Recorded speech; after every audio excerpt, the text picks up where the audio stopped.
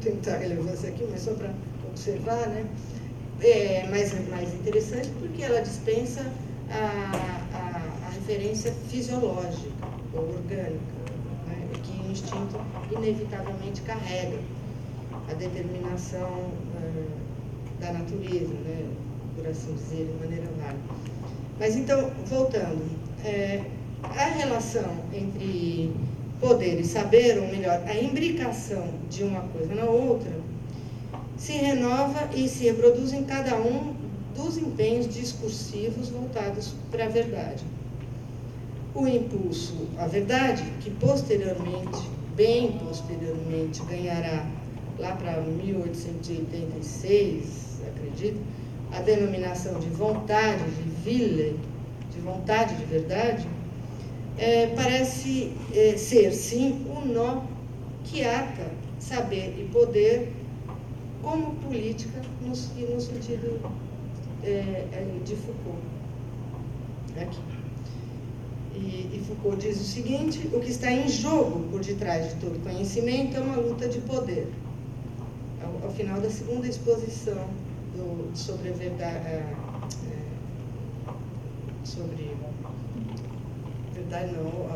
a verdade e as formas jurídicas. Não se trata, então, da verdade enquanto tal. Isso Foucault observa muito bem com relação a esse texto de Wille. Não se trata de discutir a verdade, o que é verdade, se verdade é isso, se verdade é adequação, se verdade é convenção, ou qualquer outra formulação ou proposição de conceitualização da verdade nesse texto do Nietzsche. Isso não tem a menor importância. Trata-se, sim, de abordá-la enquanto impulso, ou como quer o Foucault, enquanto instinto. E na medida em que o impulso, ou o instinto, a verdade, é abordado enquanto tal, a questão passa a ser uma questão que diz diretamente respeito às relações de poder. Essa formulação de Foucault sobre a luta de poder por detrás do conhecimento ganha alguma luz, a meu ver, no comentário do Deleuze, quando ele afirma que é um primado do poder sobre o saber. As relações de poder são móveis, mutáveis, elas se deslocam, eu estou só parafraseando aqui o Deleuze, né? No livro sobre Foucault, elas se deslocam de um ponto a outro, mudam conforme a resistência na aplicação de uma força, estão sujeitas à ação e reação de cada força em relação às demais. Caracterizadas pela mutabilidade, as relações de poder escapam às formas estáveis do visível e do enunciável. E aí é que está o nosso ponto, segundo o Deleuze, né? E por essa razão, tais relações não são conhecidas. Quando se diz, então, que sob o conhecimento, mesmo o conhecimento científico, subjaz um conjunto de insondáveis relações, um universo de forças instintivas que cegamente buscam apenas se impor, quando se entende que os discursos são a superfície de uma luta incessante de poderes que se alternam, chega-se à inevitável constatação de que cada novo enunciado, cada nova tentativa de denúncia, resistência ou oposição não passaria de uma fulguração momentânea, incapaz de transformar ou interferir na luta de poderes que a engendrou e, pior, prestes a cristalizar-se como mais uma forma estável e visível do enunciável. Como diz Nietzsche, e essa é exatamente a frase, né? A linguagem é incapaz de expressar o devir. Assim, nós vemos que não cabe à crítica a tarefa de desvelar as relações de poder. E nisso não há nenhum problema para Nietzsche. Curioso é isso, né? Vamos recordar a conhecida e tão comentada a frase da Genealogia da Moral, em que ele diz mais ou menos o seguinte: Suponho que vocês sejam astutos o suficiente para me fazer a seguinte objeção. Bom, isso também é interpretação. E aí ele responderia, né? Ora, tanto melhor.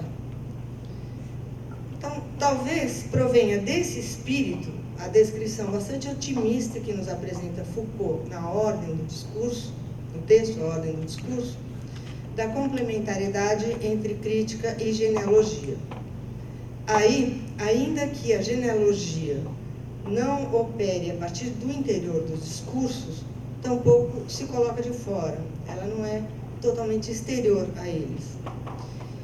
Ela, em última análise, termina por se dispensar de determinar o seu lugar de forma semelhante ao dito de Nietzsche, um pouco mais acima. E aí, eu cito Foucault, na Ordem do Discurso, ele diz o seguinte: quanto ao aspecto genealógico, esse concerne a forma efetiva dos discursos, quer no interior dos limites do controle, quer no exterior, quer, a maior parte das vezes, de um e de outro lado da delimitação. Aí, portanto, né, enfim, se diz mais ou menos o seguinte: não me venham vocês, né, retomando Nietzsche, né, como se ele estivesse retomando a fala do Nietzsche no seguinte, essa fala, suponho então que vocês vão me dizer que esse meu discurso também é interpretação, ora, tanto melhor.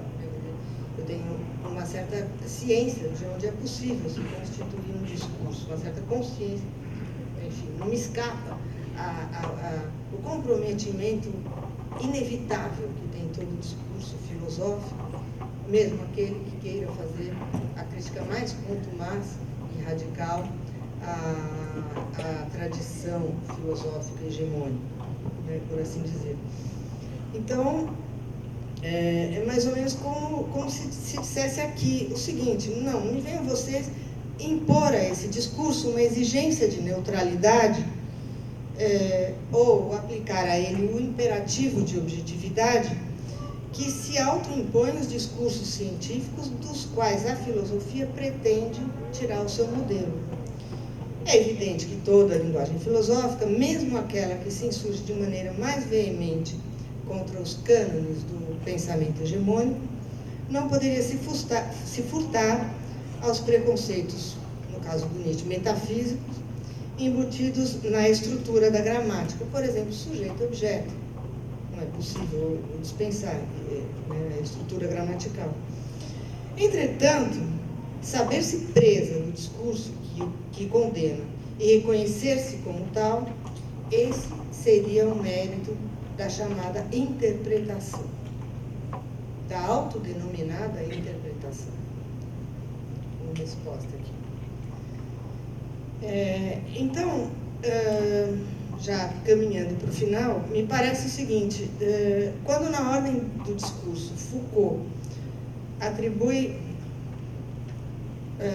quando na Ordem do Discurso Foucault atribui à crítica a tarefa de analisar as regularidades discursivas, e atribui, de outro lado, à genealogia o estudo de sua formação descontínua, ele não tem em vista a sobreposição de um discurso positivo capaz de desvelar as instâncias de controle. Se a disputa pela verdade, bem como a sua problematização pelos discursos filosóficos e científicos, já se inscreve na luta de diferentes forças e resistências, não seria o caso de atribuir à genealogia e à crítica a missão de lutar pelo mesmo fim no mesmo terreno. No entanto, tampouco seria de se esperar que essas se constituíssem para si um locus privilegiado. Quer dizer, não há lugar outro de onde esse discurso possa falar, possa se constituir. Esse fato, então, deflagra um incômodo. É nesse ponto que parece ter importância um operador que Foucault e claramente toma de empréstimo de Nietzsche, ali no seu Nietzsche, a genealogia e a história, que é a noção de efetividade. O objeto da genealogia é a construção, diz ele, ou a fabricação de verdades em meio ao devido histórico, mas esse discurso não reivindica para si o estatuto de verdadeiro, obviamente. Ainda assim, é preciso reconhecer, como faz Deleuze, que as relações de poder que as relações de poder determinam não apenas o falar, mas também as visibilidades. Sujeito, objeto, homem, etc., tudo isso não são meras fantasmagorias a serem esvanecidas por meio de um discurso que se pretenda iluminador. Diante disso, é plausível pensar que o discurso crítico e genealógico tem como objeto a verdade, sua problematização enquanto vontade de verdade, e ao fazê-lo aborda suas diferentes configurações no plano da efetividade. A palavra tomada do Nietzsche é Wirklichkeit. Então, a efetividade seria o que forneceria o solo agonístico da história, a partir do qual também o olhar genealógico se constitui.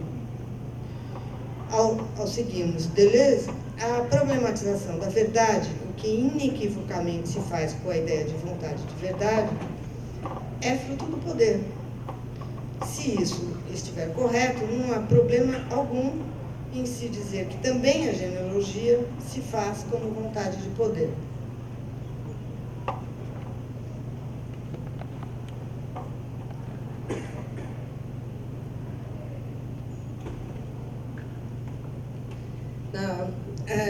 Se nós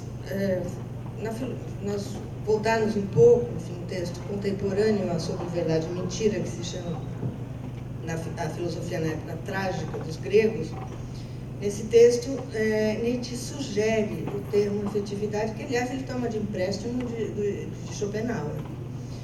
Ele sugere que o termo efetividade é muito mais eficiente, muito mais aceitável do que realidade, Realität, a palavra é a mesma, de origem latina em alemão, já que ela é capaz de se referir ao devir de Heráclito, expressando a vivência marcada pela mutabilidade, justamente. Ela é capaz de se referir ao vir a ser.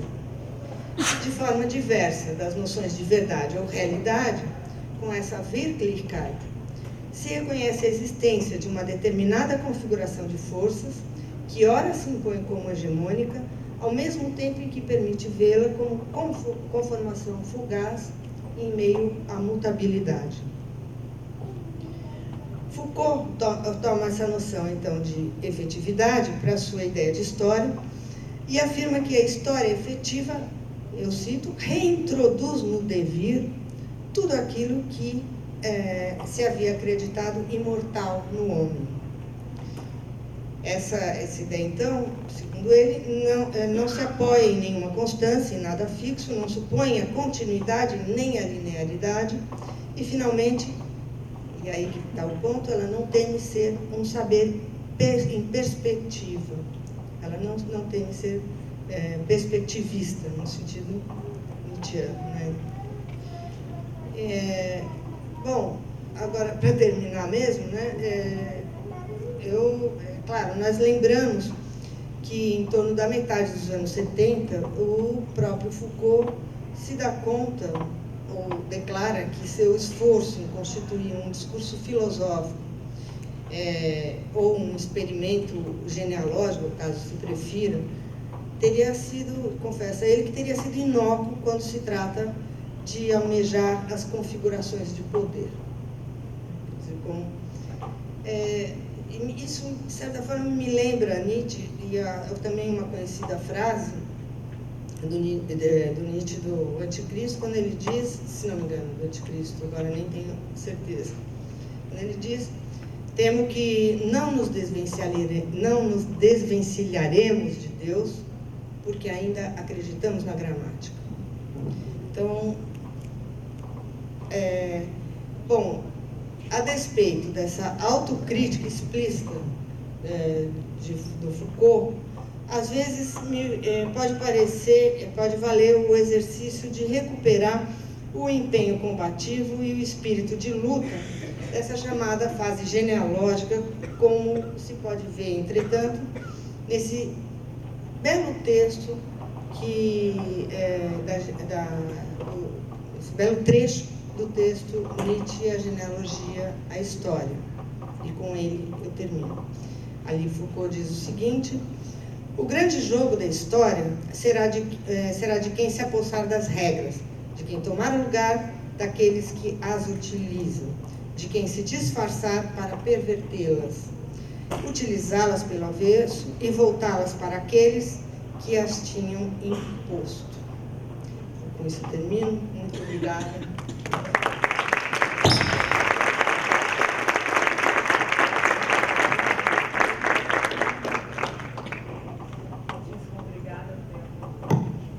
É uma leitura sempre rigorosa e assim, muito a contrapelo e discutindo aí essa tomada do Foucault no texto do Nietzsche, da genealogia do Nietzsche. E agora eu passo a palavra ao professor Caio Souto. E antes de passar a palavra a ele, eu queria também, na questão da apresentação dos grupos de pesquisa, porque não apenas da filosofia, o pessoal do jornalismo também está junto na organização desse colóquio, e eu queria agradecer também imensamente, e foi também pensado junto com ele, com o professor Luiz Celestino, um diálogo aí que possibilitou ampliar as interlocuções Foucaultianas, tá bom? Então, só para registrar aqui. Caio, por favor. Oi, boa noite a todos, a todas. Eu gostaria de iniciar agradecendo o gentil convite da Regiane, do Fernando, e estendendo também o cumprimento aos demais professores aqui na casa e aos aqui presentes. Dizer que também é uma grande honra para mim falar depois da Thelma, que também me orientou no doutorado, e no mestrado ela esteve presente também na banca, valiosas contribuições também. E o que ela falou aqui, essa análise minuciosa que ela fez, tem bastante coisa, enfim, que eu poderia rever do meu texto depois das coisas que ela falou. E ela falou sobre um texto do Foucault, que é um dos textos que eu acabo passando aqui. Eu não vou falar desse texto especificamente, mas ela falou principalmente da primeira das 5 conferências, e eu, no final da minha fala, vou falar rapidamente da segunda dessas conferências, em que o Foucault analisa a peça de Sófocles, Édipo Rei, que é uma das várias análises que o Foucault fez dessa peça na obra dele, E então talvez tenha uma interlocução depois, sobre isso também. Mas o tema geral da minha apresentação é, na verdade, para abrir ou reabrir um conceito, uma noção, uma palavra que tem várias acepções, que é muito caro ao Foucault, que é o termo sujeito. Eu gostaria de propor como título: Como me torno sujeito, assim formulado na primeira pessoa do singular, um verbo reflexivo na frase, tornar-se. E eu gostaria de falar, então, para iniciar, que esse termo sujeito, ele tem alguns conjuntos de acepções possíveis.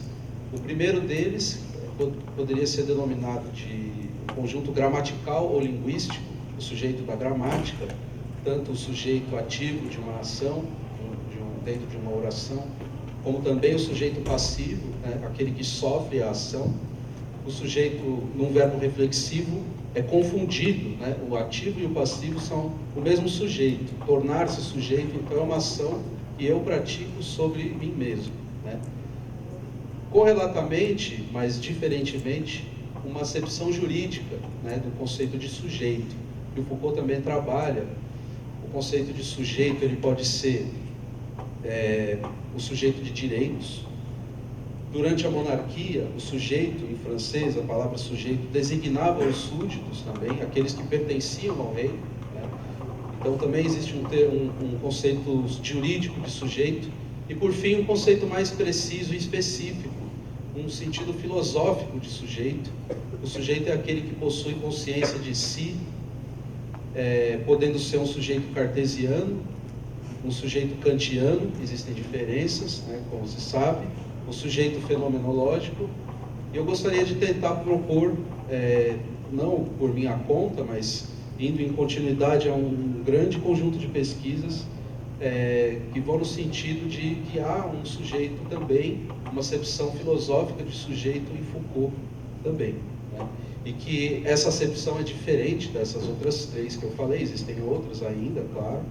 E eu gostaria então de passar a leitura de algumas passagens, né, que permitem talvez colocar esse problema do sujeito em Foucault como aquele que se constitui a si mesmo, que se torna sujeito, não como um ponto de partida, alguém que toma consciência de si num determinado momento, mas aquele que se constitui como sujeito num determinado contexto político. E a obra do Foucault, como você sabe, ela costuma ser dividida em 3 fases. Na última dessas 3 fases, o Foucault explora isso mais detidamente. Mas eu gostaria de iniciar com uma breve abordagem da primeira obra do Foucault, a primeira grande obra do Foucault, que é a História da Loucura, de 61, que é a tese de doutorado dele. Desse grande texto, o primeiro grande texto do Foucault, ele descreve um acontecimento, o acontecimento da exclusão do louco que se operou durante a Idade Clássica na Europa, ali pelos séculos 17 e 18. Um acontecimento, isto é, uma descontinuidade na percepção histórica da loucura. O que a tese de Foucault demonstrava ter acontecido nessa época foi a emergência de um poder jurídico e policial que se apoderou de uma antiga imagem que as sociedades europeias haviam constituído a respeito da loucura, para transformá-la profundamente. Até a Renascença, a percepção da loucura estivera relacionada a certos valores simbólicos, relacionados, segundo Foucault, à exterioridade do mar com relação à terra. O louco era percebido em geral como uma espécie de filho do mar, mar que, por sua vez, consistia numa grande incerteza exterior a tudo, imagem da imensidão de um exterior que se estendia para além das margens da cultura e da sociedade. A terra era identificada à cultura e o mar a esse exterior, a esse fora da cultura. Com efeito, era ao destino desse mar infindo que se lançavam numa barca, e aí o primeiro capítulo desse livro se chama Stultífera Navis, a nau dos loucos, aqueles aos quais o regime de percepção da Renascença atribuía o estatuto de loucos. Grande viagem simbólica, dizia o Michel Foucault. Naus de peregrinação, navios altamente simbólicos de insanos em busca da razão. Exílios rituais, situação liminar, limítrofe do louco. Enfim, um espaço que fazia do louco um prisioneiro, no meio da mais livre e da mais aberta das estradas. Aqui ele cria um paradoxo para falar que esse fora, que é a libertação daquilo que a sociedade constitui como um dentro de si, era na verdade a prisão em que o louco era lançado. Então o exterior era na verdade uma clausura para o louco. E o paradoxo ele formula assim: o interior do exterior, e inversamente. Essa imagem do interior do exterior, ela vai aparecer em outras figuras na obra do Foucault. Eu já vou logo falar de uma outra que aparece na mesma época, que é a literatura com relação à linguagem, né? Então é uma espécie de dobra, o Deleuze usa essa formulação para falar disso, uma dobra do fora, né?